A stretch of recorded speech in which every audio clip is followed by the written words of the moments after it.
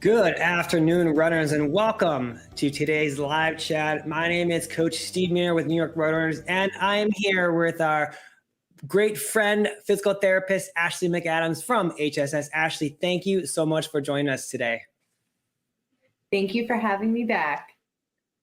I'm super excited for you to join the chat and answer all of our runners' questions. Guys, if you are watching this chat, please write in the comment section where you're watching from. That's the first and foremost thing. I want to hear from you.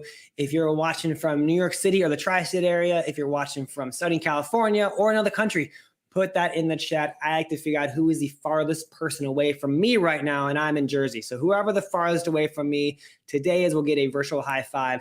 Put that in the chat. We also want to know your training questions, injury questions. So put those in the chat, so we'll answer those throughout the chat.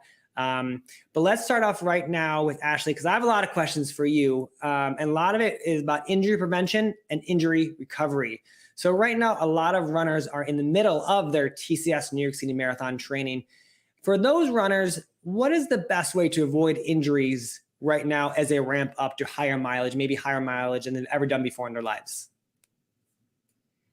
It's a great question, and it's a common question that we get in physical therapy. So right now, I think a large part is about listening to your body, giving yourself the opportunity to recover and to rest, and most importantly, to make sure that the cross training you've been doing, whether that be strengthening, core stability and strengthening, that you're tailoring it to more endurance activities with that higher mileage to make sure those muscles are firing and stabilizing for longer duration, as opposed to at one time maybe doing higher intensity. I love that. That's really good advice for runners. So for those new runners out there, maybe just starting their first 5K training or on the block, not at marathon yet, are there other things that they should be doing differently than maybe people training for a marathon?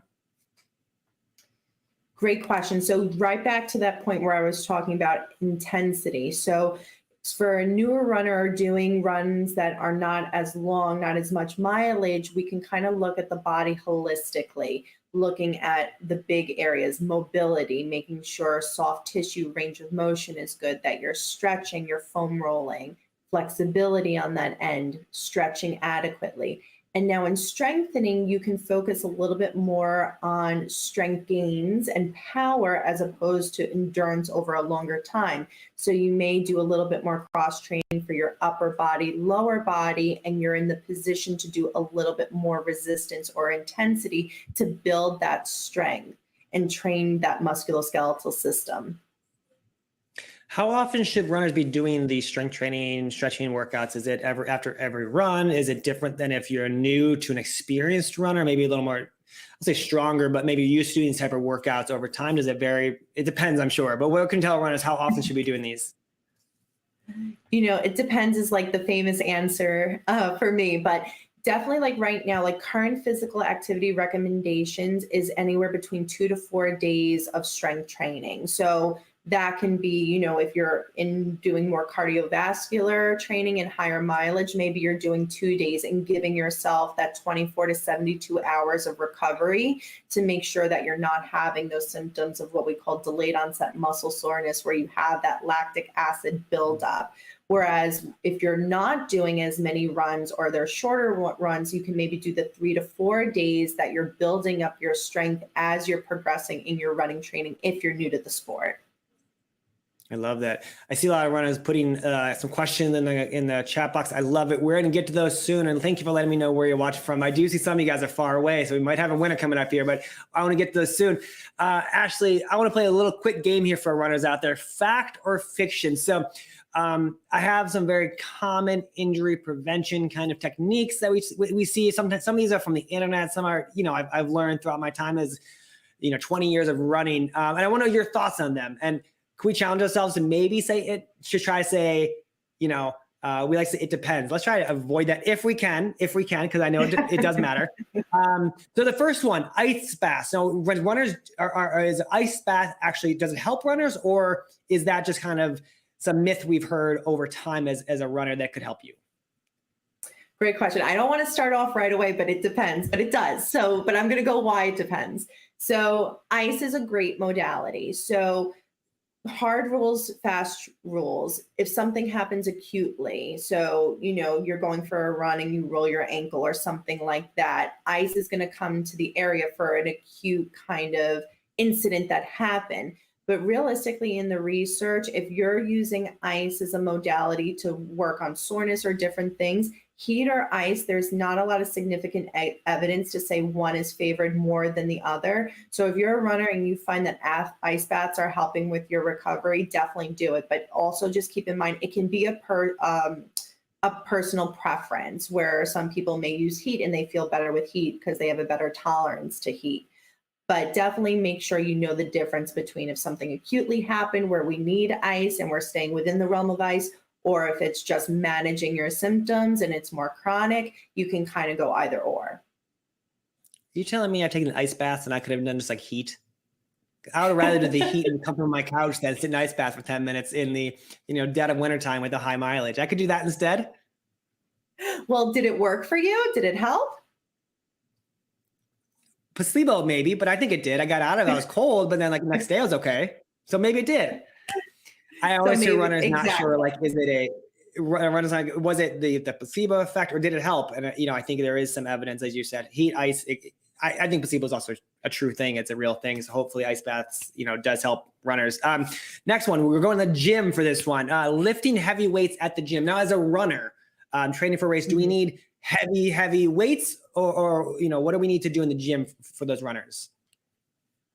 Right. So definitely light weights and higher reps, because if your goal is to build muscle, which is obviously going to change your mass, change your weight, if you're trying to stay lean and just keep tone and form, light weights, higher reps, as opposed to if you're trying to really muscle build, then you're getting into that higher intensity and you're having less reps. Love it. Let's talk about the rest a little bit more. Dedicating 1 day of complete rest during the week. Is this good for athletes, or should we be kind of doing something every day to move our muscles around? I think rest is a really important part of recovery. And I'd like to throw the word active rest, because rest is not just a passive thing. Active rest is very important, and to always keep moving. So it may not be just sitting on the couch or lying in bed all day, but making sure you're moving, but not pushing your body. You're actively recovering and actively resting. I love it. Let's keep on the rest subject here. 8 hours of sleep. We hear 8 hours sleep is the gold standards of sleep for most people. As an athlete, what are we looking for in terms of sleep when we're in these ones get high mileage kind of phases? I love talking about sleep with my patients, and it's one of those things, it's about quality over quantity. Like if you're getting 8 hours, but you're not entering that sleep cycle that you need to be, and if there are other things that are going on, it's really about the quality of your sleep. There's so many different ways to look at sleep now, and I think we all have more awareness about the importance of sleep. So while 8 hours may be a gold number, I would challenge you to really assess your own quality of sleep and things you can work on during the day and in your daily life to improve your sleep quality at night. That makes sense. And lastly, before I get to our runner shoutouts and questions, stretching before a run. Fact, fiction, should I stretch before a run? What's the deal on that?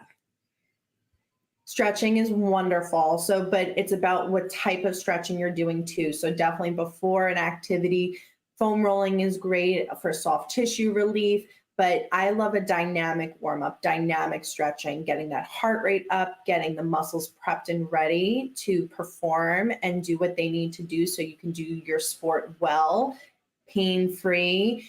And in reducing risk of injury. Afterwards will be more of that traditional static stretching, slowing everything down. So stretching is great. And I think it's about taking it to that next level up about what kind of stretching you're doing. That makes sense. I like that a lot. Static, dynamic, look at when it's needed.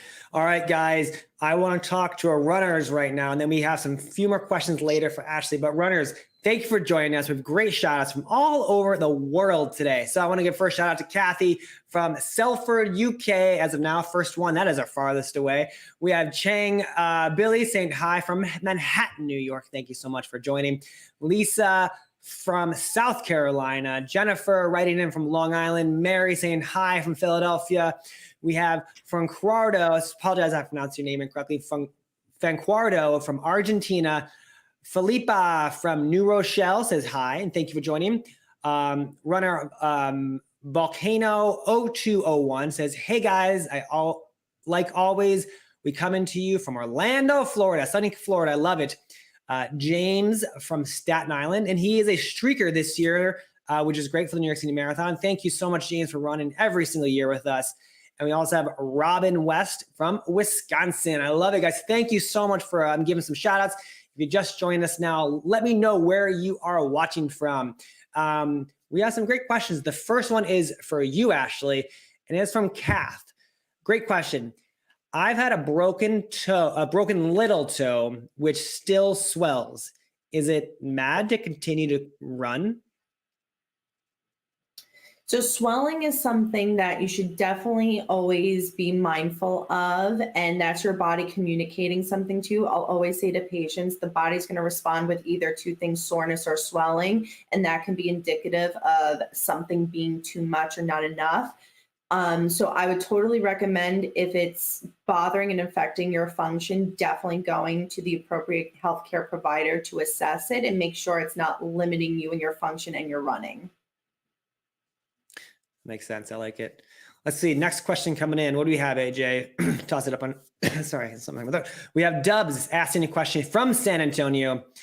I've reached 100 miles this month for the first time in a very long time. I've been having discomfort / pain along inner side of knee when I sleep. It doesn't bother me when I run. However, I skipped this morning's run due to that. Should I take a few days off, including my long run Saturday? Thanks for any tip suggestions. See you in 9 weeks. So training for the T-Sec New York City Marathon. While we answer this, Ashleigh, I want to also, if you can distinguish between discomfort and pain, he kind of put those together, but I do feel there's probably a difference in them, which maybe you can explain as we answer this. Absolutely. So, when you exercise, when you run, when you do something, it's normal to feel something. It's no like absence of anything, but I think you hit the nail on the head, Steve. What is discomfort? What is pain? For my patients, if it's hurting when you're doing the activity, if you're feeling it carry over into your daily function after for longer than 24 to 72 hours, if there's swelling, if there's increased soreness in the joint, those are more indications for me about going to see a healthcare provider that something may be more going on to it. In this specific case here, if it's when you sleep, if a patient tells me when I wake up or during sleep, I experience X, Y, or Z, my first thing is to look at sleeping position. Can a pillow be added? Could adjustments be made if it's not carrying over into other parts of daily life? But Steve, I'm curious for your opinion and guidance with the running with that. Because from my end, if it's just within those realms, I would start there.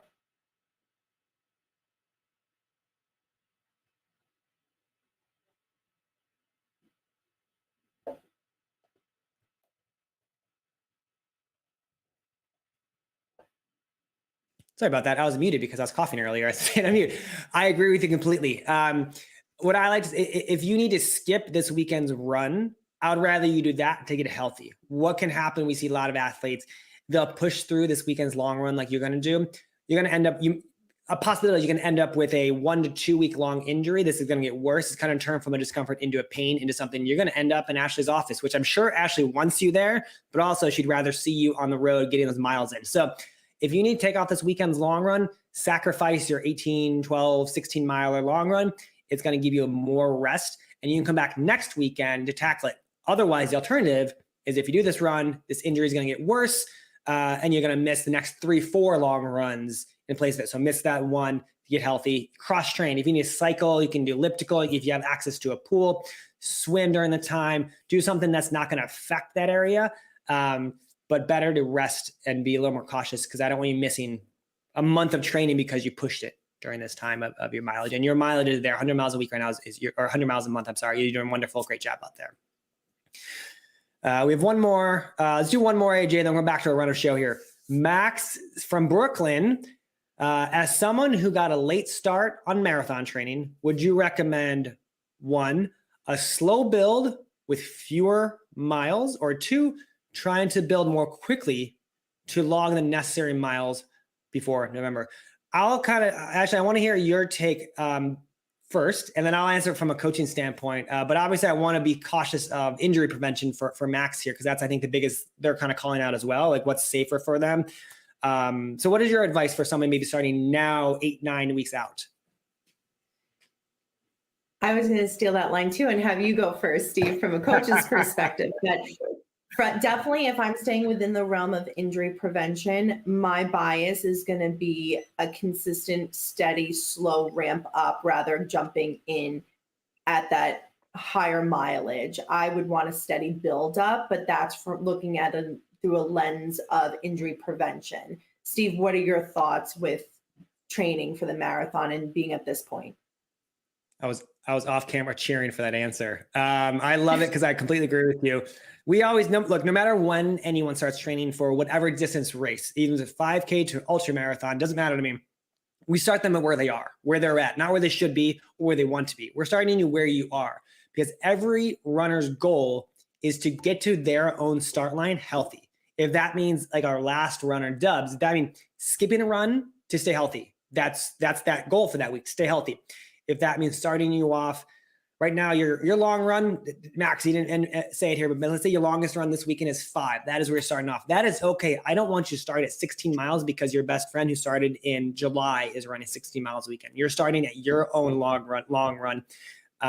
You might not get to your standard 18, 20-mile long run come this October, 3 weeks out, 4 weeks out, but that is okay. We've coached many athletes at New York Road Runners who got to the finish line with being under mileage, as some may call it, or underprepared, but they're in that with fresh leg. They're not injured. Once again, the goal is to get to that start line as healthy as possible with some adequate training. So if even your last long run is 16 miles, you can do it. Now your goals will need to adjust. Maybe you originally went into this, you want to know, I want to break 4 hours. Well, look at your training. Talk to like a one-on-one coach. Does that make sense with your past training, with your past goals? Is this your first marathon? Do you really know what happens in mile 22 of a marathon and what your body does? So maybe your goals are now you're going to run walk every mile instead of run the whole thing, or it's finishing the marathon and not a time goal, or it's I'm going to take a photo every mile. So look at your goals. I wouldn't look at a time goal per se because you're starting later, but starting off with slow builds, option 1, you said slow build a few miles is the way to go to stay healthy and get to that start line in one piece. Is everyone's goal, including yours, Max. Let's jump into our runner show here. We'll come back. I do see a lot more shout outs coming in here and more questions. We are going to come back to Lisa. I see your question. Jonathan, I see your question. We're going to come back to you guys in a little bit here. I want to talk about injury recovery because we got a lot of questions. They're injured. So how do we get healthy going into this training season? So when you get injured, and we talked about it a little bit, but I want to talk about it again because it's important. A lot of people might miss it. How do we know the difference between injury and soreness? Discomfort was our word we used before, but injury and soreness after many miles on your feet, what's the difference? How do we know the difference as runners? I really want to look at that 24-hour pain pattern and even extend that into 72 hours. So normal with putting the body through an amazing feat, like getting this mileage up and running, discomfort, residual soreness from a long run, lactic acid buildup, all normal things. And I try not to be an alarmist with that. However, other things that are going to be your body telling you something more is going on. Once again, joint swelling, persistent, more constant joint swelling and soreness rather. Pain that is carrying over outside of those 72 hours that maybe you just felt it initially, you felt your knee when you were running. Now you're feeling it consistently going up and down the stairs, getting up and down from the chair, carrying over into your daily function life, those activities of daily living. Those would be things that would warrant me to suggest, going to find your appropriate healthcare provider or a physical therapist to take an individualistic look at what's going on and why this could be happening. So this next question I have kind of mixes in with that question, and it might be the same answer from you. So a lot of my runners and runners on this chat time helps injuries a lot of times. So how do we know the difference between I'm going to stay at home for 3 days, not run. I have a little discomfort or pain. I'm going to rest at home, maybe cross training if that doesn't hurt me, versus this is more severe than just resting at home. I need to see a physical therapist or a doctor. How do we know the difference between those two? Because one takes, I'm at home resting in my bed, while the other one obviously is more time consuming for myself to go out to a physical therapist or doctor to do. So can you kind of talk about the difference there? Absolutely. So rest should help the symptoms improve and get better. At rest, not doing activity, you should not have pain. If you have pain at rest, if it's unrelenting pain, if there's, because there's other things, safety you want to look out for, like if you're doing a lot of impact pavement, more mileage, you want to make sure big red flags, we like to call them, no fractures, no issues like that going on. So those things you don't want to ignore. If you're having consistent, really deep joint pain with walking or weight bearing, or if there was something that happened on the run, if you tripped or if you fell, those are things that, yeah, I'm going to want to go to the healthcare provider sooner than later. But let's say it's just discomfort that you want to kind of see and rest and see how it feels in 3 days. It should get better. Swelling should go down. Pain should improve. If it's not after 72 hours or let alone a week, that would make me want to go see someone for that. Got it. So you're really going on my questions here, because my next question for you is, let's say the pain does continue and I do come up to your, HSS or one of our fabulous partners here, or any, you can speak generically also with other physical therapist places maybe you worked at or know of. What's the process like for runners? You come in, my Achilles really hurts. It's been going on for 2 weeks and I have this marathon coming up. As a runner, what am I going through? You're going to obviously look at it, watch me walk. Can you talk about what we're doing at physical therapy places, maybe for someone who's never been as an athlete and diagnosing that issue?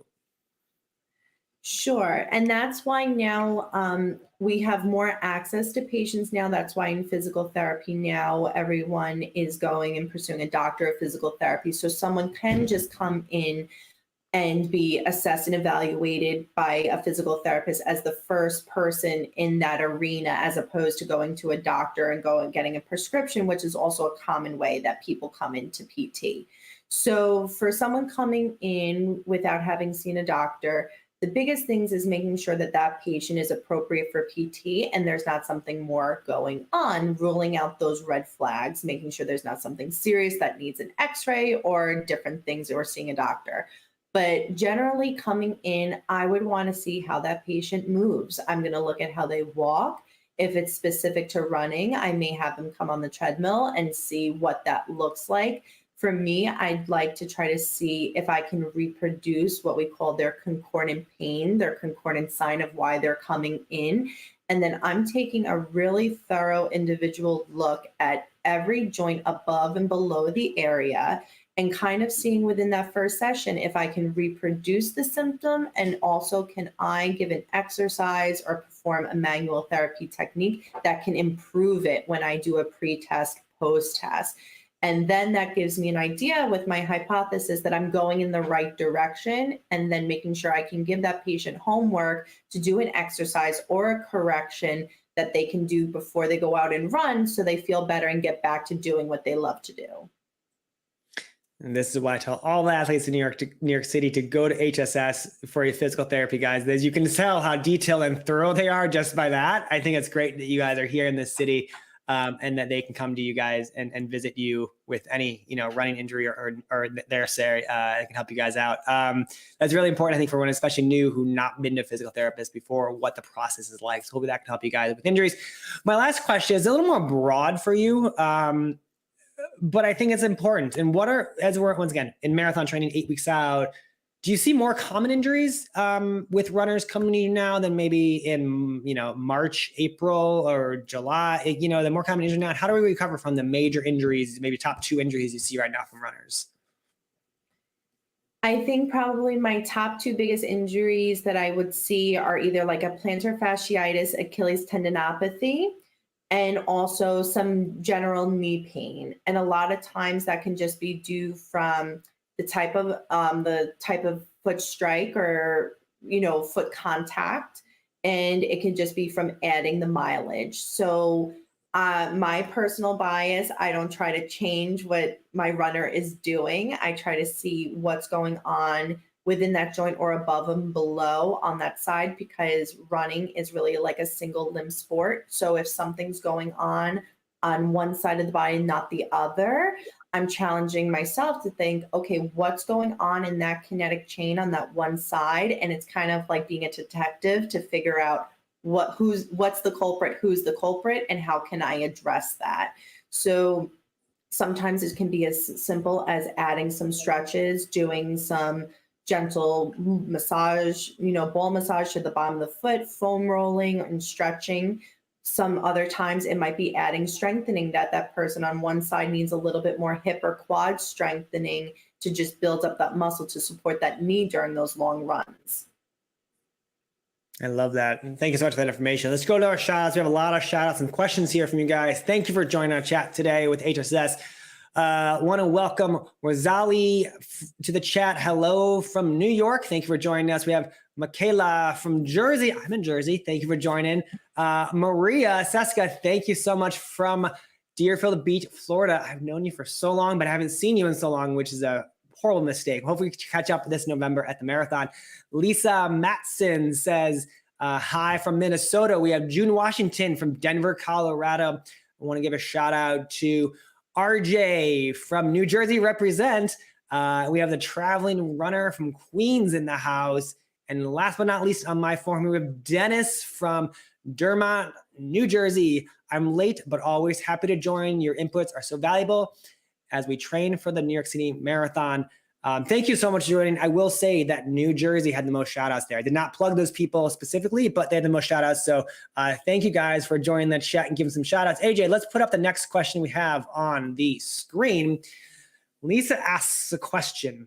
I'm trying to shake this plantar fasciitis, but it won't let up. Any suggestions? I wore a sleeve to sleep at night and do stretches daily. Ashley, what do you think about this? Definitely, if you're not shaking it and if you're not already in PT, I would definitely suggest going to see a PT to see, there can be some things that are going on beyond stretching and beyond what you're doing if it's not working. And then a therapist can look at you individually, because it's so much about not treating a diagnosis, looking at the whole individual. So if it's really not improving, I would definitely get in to see your physical therapist. Can you talk about this runner though, before we go to the next one? They mentioned a sleeve to sleep. Can you explain to me what a sleeve is? I'm assuming it's not the same thing as your arm, that you wear in the wintertime, but what is a sleeve for this runner's example? So when I'm reading it here, not having more context, so a lot of times there can be sleeves for the ankle. So I'm assuming more like a compression sleeve. So, or it could be on the other side, a splint. There are two kind of different things, but a generic sleeve will just slide up above the ankle, kind of give some compression. I want to make sure that answers the question, but sometimes it can alleviate and help with swelling, especially a sleeve, or giving a little bit more support at the ankle. Typically, people will either wear a splint to sleep at night, which does stretching, but that might not be what the context of this one is. Awesome. No, it does help kind of those different types and more information. That's great. What do we have next, AJ? Jonathan Reed says, hey, coach, can I run full effort in the Berlin Marathon in September and then also the NYC Marathon? I once tried Chicago and then NYC a month later, and that backfired. Thank you. I'll give this time I'll go first, Ashley, this time, and then you can go first with the PT recommendations. We'll see if we line up perfectly. So, John, I can see why it backfired. So, what I want you to do, and maybe you didn't do this for Chicago, so if you did, we can work on that too. Either Berlin or New York City need to be a goal race. I'm assuming, my assumption is you've been training for Berlin as a goal race because A, it's first, so your mileage has been building up to Berlin with your highest mileage coming up soon. So that is your goal race. It's also flatter, so I'd highlight that also maybe is a reasonable goal race. It's quote unquote easier, less hills. New York City, depending on how you feeling, I'd recommend that be a celebration race. So you can do full effort Berlin and make New York more of a celebration because it's your second marathon of the year, maybe a PR in Berlin. If you feel great on marathon day, start off conservative and then start building up, maybe around miles 16, 17, 18. But I don't want you to start off in New York City going full in. I'm going to PR in this race also. With New York and Chicago, same thing. It takes about 4 weeks to recover from a marathon. Think about every day you race. Every mile you race is a day of recovery. So since a marathon is 26 miles, 26 days, think of it as basically a month to recover. Chicago and New York, that's really close to each other. It's basically almost a month exactly.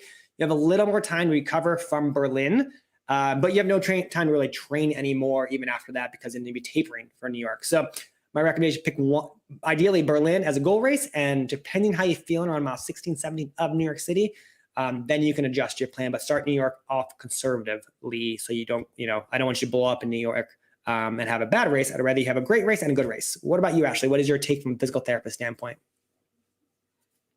I definitely agree. I'm pretty sure our first talk together, Steve, was about recovery. And I was just going to say it takes about a month after a marathon to recover. So definitely with that timeline, I think it's great to think of one being your goal race and then a celebration race. And I think definitely with the second race, listening to your body, starting out conservative and see how you feel as you go and be a little bit more in tune to that discomfort so it doesn't carry over into pain or an injury. I love that. And also keep in mind, Jonathan, at New York City, if you're feeling discomfort, hopefully it doesn't bring you to the pain, but the discomfort side, pull off to a medical tent. Just because you go to a medical tent does not mean you're out of the race. You can go in there for 5 minutes, pack of ice, or you can salt, whatever it is, like a lot of runners feel if they go medical tent, that means you're out of the race. It does not. You can choose to leave the race if you're too injured or don't want to go on, but you can pull over, get a nice pack, Vaseline, whatever you need to finish the race, depending on how you feel in race day. But good luck. Hope you have a great Berlin and New York City this year. Congrats for the 2 marathons back to back. That's awesome. All right, next one. We have Amy writing in. I'm recovering from a serious illness and coma, and my endurance is weakened, but I'm doing the New York City Marathon. What can you recommend for endurance strengthening and respiratory strengthening? Any idea here, Ashleigh, what they can kind of do at this point with 8 weeks left? Definitely, given the brief history that I have, I would definitely make sure that you're seeing a healthcare provider with that who can give you an individual and tailored program to getting back. Because, for me, if this was someone coming in to see me, I would want to know where you are at baseline so you can have a tailored program to you. I hope you're doing well after the serious illness. And I think that that's amazing. You're still doing the marathon, but I definitely think with the amount of weeks left, getting the appropriate healthcare provider to work with you individually to help you with your goals, that would be my recommendation. Completely agree on this one. I think we're also looking for more information. If I was sitting down with you in person as a coach, I wouldn't, not to dive deep in your serious illness, but that would matter. And then what your running was like before that happened. What was I don't know when this happened, but what were you like in June, or April? What was your training like? What was your running like? Because are you starting from zero, starting from 50 miles a week, or one runner will go at 100 miles a month? So what was your training like before? What are your goals for the marathon? I think you can probably finish the marathon depending on some factors here. Because it seemed like you're athletic. You've had athletic in your past because you signed up for this. So you got 9+1, you've been running before. So I think you can do it, just your goals. But I also agree, get a personalized specialist to really figure out how it works. Also a personalized coach as well, to kind of tailor a program for you for the last 7-8 weeks here, would be helpful for you, Amy. But hopefully that helped. And good luck on your marathon this year.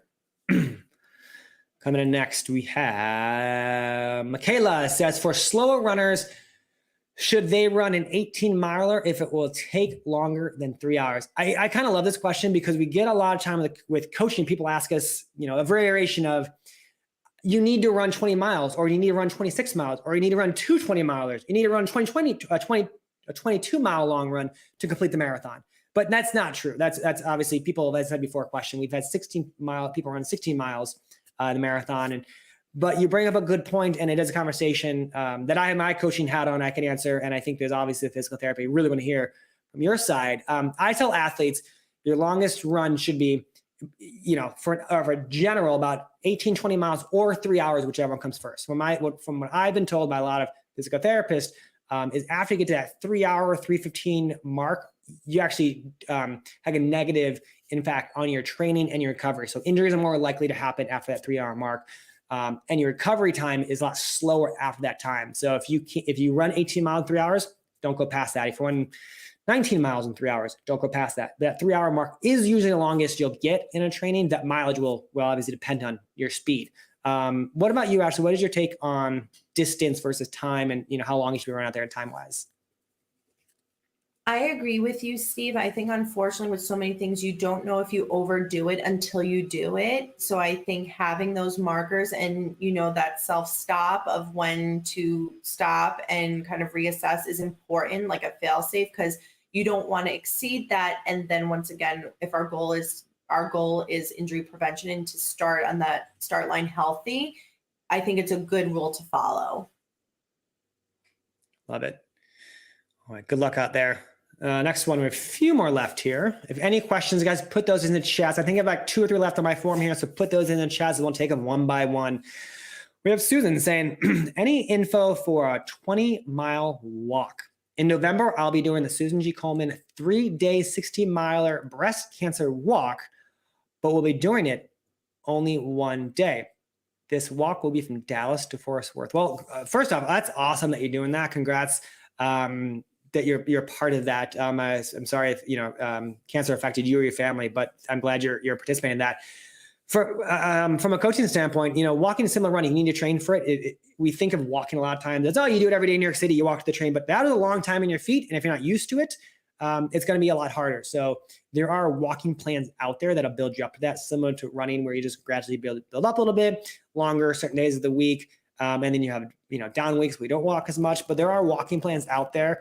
Maybe Susan G. Komen has walking plans. I'm not sure. I haven't looked into it, but it's something you need to build for. Think of it as rest, recovery. You can do a little bit of strength training just to help out, because 20 miles, that's a long time in your feet. So make sure you also have the proper footwear for that. So still go to a running store and make sure you get proper, even though you're walking, I think proper fitted running shoes with good cushion will help you. Make sure your hydration is on par for that in November, while it is chillier. Is in Texas, so make sure you do have hydration and some electrolytes out there. So all that is important from a coaching standpoint. Anything from your side, Ashleigh, from maybe a PT standpoint with walking that long? Yeah, I think this is great. And I totally agree, Steve. There's a difference between physical activity, like you said, walking to and from the grocery store, commuting to and from work, versus exercise, which is planned, structured, repetitive. Definitely having a plan to ramp up and train for that mileage rather than nothing to something. Proper footwear, making sure too with that new footwear that you use that to train, because you don't want to put on new footwear and get a blister or anything. You want to make sure you're taking care of your feet and your skin as well. And some light strengthening, some core stability with that walking. Make sure that your core is stable and able to keep your spine and pelvis and everything healthy while you're doing that. But I think that this is a great thing to participate in. Awesome. Thank you, Susan. That's a good question. And I think we have one more, guys. If you have any questions, put those in the chat now. We got some coming in here. Okay, we'll take, I think I have 1 or 2 left coming in here. The Traveling Runner asks, will the expo be open to the public this year? Really good question. And TBD, I think our expo team is still working on logistics of this. Please look at our NYC Marathon race website. It'll have all the most updated information that we could possibly share with you. I know a lot of things are still being worked out. I do know that it will be a lot more open than last year. The way to put it, last year we were obviously restricted, but we're happy to be back. I just don't have the full on details about where we are this year. So keep an eye out on our race website as we get closer. Once again, it's August, September. Right now, we still have a few more months to get to the expo. So right now, I love the question. Focus on your training. If your family and friends are coming to New York for it, at least we know they can obviously cheer for you along the course and anything like that. But as they get closer to the expo, we'll let you know if they will be able to join you at the expo, which is where all runners need to go to the expo to get the race bib, New Balance gear, all that kind of fun stuff. We'll be doing course strategy sessions there for the marathon every hour on the hour, but all that information will be released closer to the event. Right now, focus on your training. I think we have a few more coming here, AJ, as I said that. So do we have time for these last 1 or 2 coming here, AJ? Pop them on. There we go. Gina says, what can you do for fluid in your kneecaps? This one is all you, Ashleigh, because I have no clue. I would need some more context to that question. You know, I'm not sure if it's more managing swelling, which elevation, icing, different things, or if there's more like constant fluid that needs to see a doctor to see if there needs to be more of a intervention for it. But yeah, I would need a little bit more context for that question, unfortunately.